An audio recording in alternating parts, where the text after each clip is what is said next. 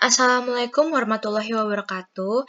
Perkenalkan, nama saya Anggia Regita Cahyani dengan nomor NIM 112110291.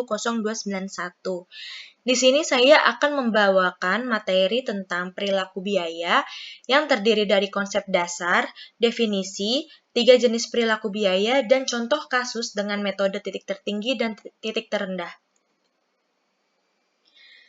Perilaku biaya atau cost behavior.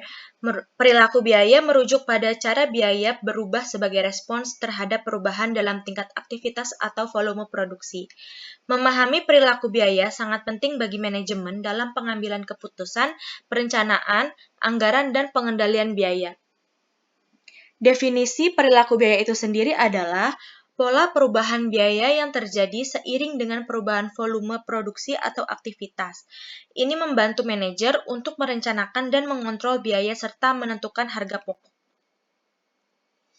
Terdapat 3 jenis perilaku biaya. Yang pertama ada biaya tetap atau fixed cost, biaya variabel atau variable cost, biaya campuran atau mixed cost.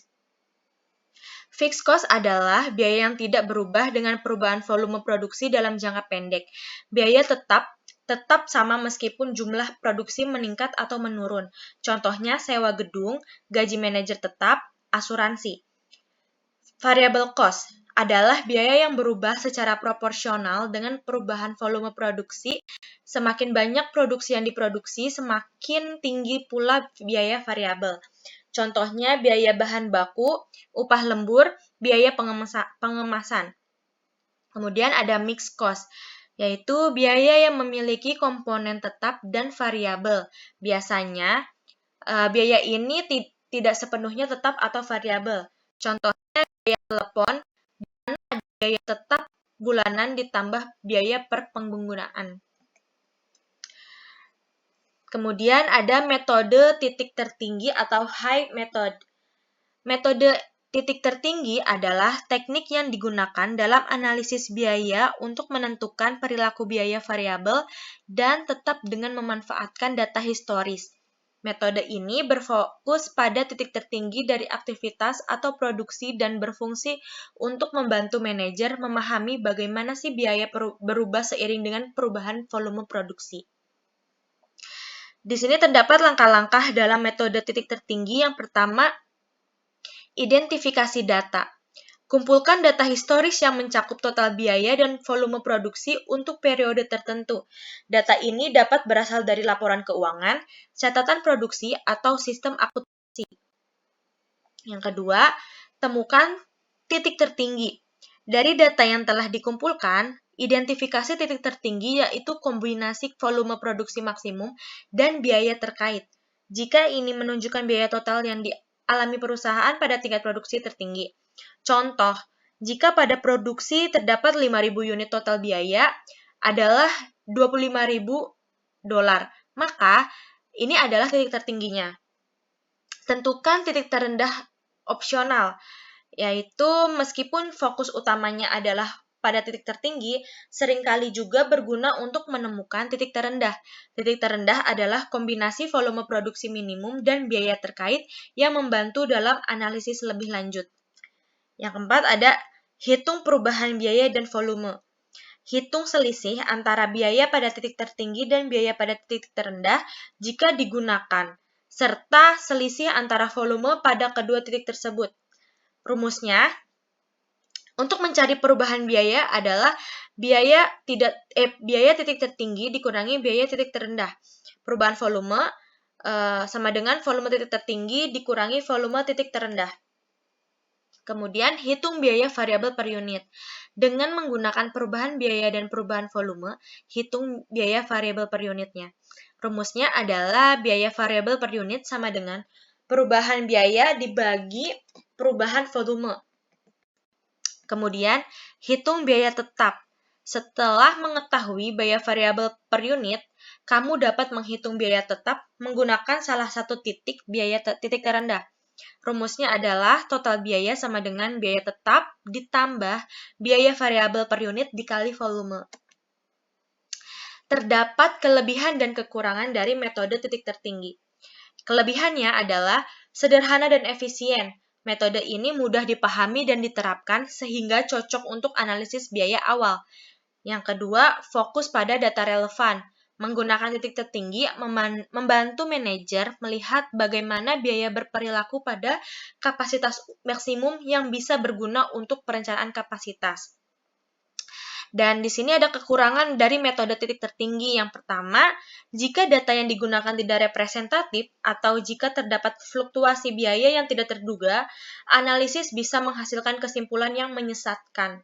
Yang kedua, metode ini mengasumsikan bahwa hubungan antara biaya dan volume adalah linear. Dalam prakteknya, hubungan ini bisa lebih kompleks, terutama jika ada faktor eksternal yang mempengaruhi biaya. Kemudian ada metode titik terendah, ada low method. Metode titik terendah adalah teknis analisis biaya yang digunakan untuk memperkirakan perilaku biaya variabel dan tetap berdasarkan data historis. Metode ini fokus pada titik terendah dari aktivitas atau produksi untuk membantu manajer dalam memahami bagaimana biaya berperilaku pada tingkat produksi minimum. Langkah-langkah yang digunakan dalam metode titik terendah yang pertama, kumpulkan data historis. Kumpulkan data yang mencakup total biaya dan volume produksi untuk periode tertentu. Data ini biasanya bisa berasal dari laporan keuangan, catatan produksi, atau sistem akuntansi. Yang kedua ada identifikasi titik terendah. Dari data yang telah dikumpulkan, cari titik terendah yaitu kombinasi volume produksi minimum dan biaya terkait.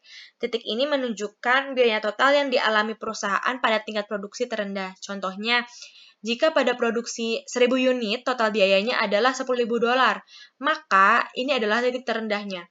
Kemudian, tentukan titik tertinggi yang merupakan opsional.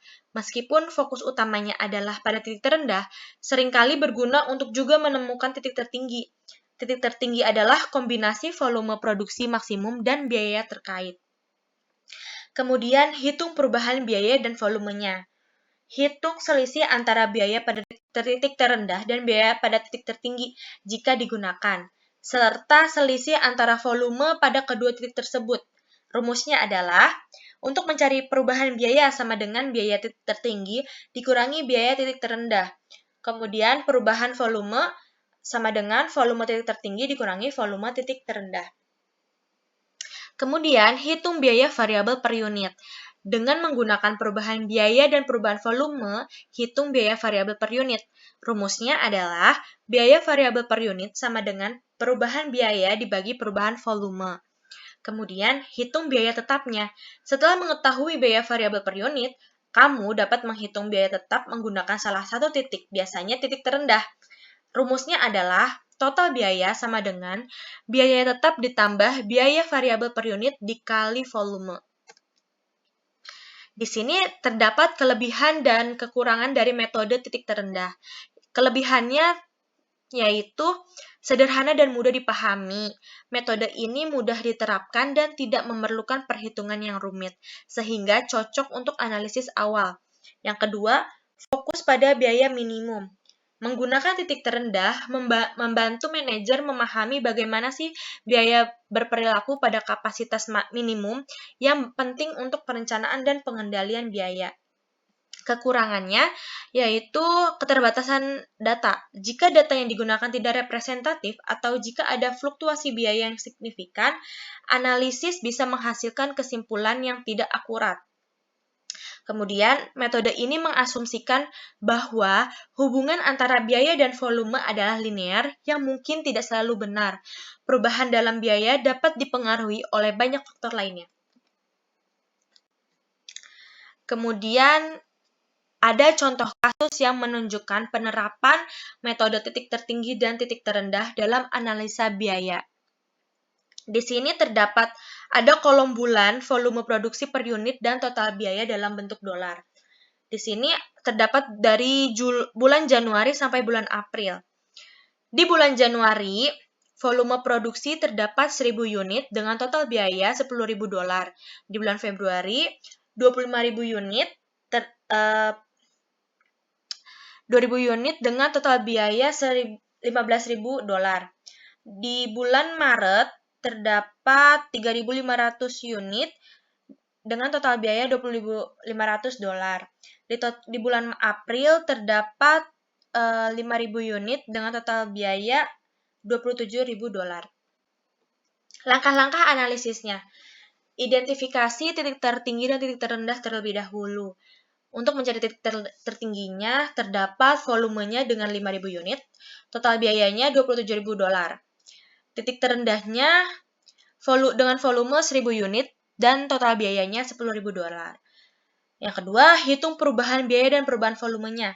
Untuk menghitung perubahan biayanya adalah $27.000 dikurangi $10.000 sama dengan $17.000. Kemudian mencari perubahan volumenya, yaitu dengan cara 5.000 unit dikurangi 1.000 unit sama dengan 4.000 unit. Lalu hitung biaya variabel per unitnya. Untuk mencari biaya variabel per unit, rumusnya adalah biaya variabel per unit sama dengan perubahan biaya dibagi perubahan volume, yaitu sama dengan $17.000 dibagi 4.000 unit, sama dengan $4.25.000 per unit. Kemudian hitung biaya tetapnya. Gunakan salah satu titik untuk menghitung biaya tetap. Kita menggunakan titik terendah. Total biaya pada titik terendah adalah rumusnya total biaya sama dengan biaya tetap ditambah biaya variabel per unit dikali volume. Karena total biayanya sudah diketahui, maka total biayanya $10.000 sama dengan biaya tetap ditambah $4.25 dikali 1.000. Lalu $10.000 sama dengan biaya tetap ditambah $4.250.000. Maka biaya tetapnya adalah $10.000 dikurangi $4.250 sama dengan $5.750. Maka